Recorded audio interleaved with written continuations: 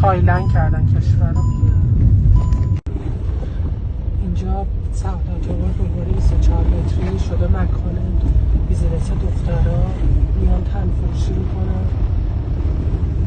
این مملکت ما شده، میان وای میسن اینجا، نصف شب هم بیای هستن، هر شب 3 صبح 4 صبح ظهر عصر خاطب شده میان وای میسن اینجا. کشور اسلام فحشا بیدار میکنه، پره.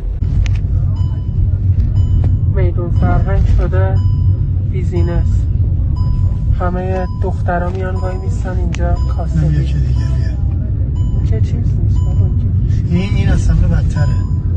میدونم اینجا بیا شده تایلند کردن کشور رو. اینجا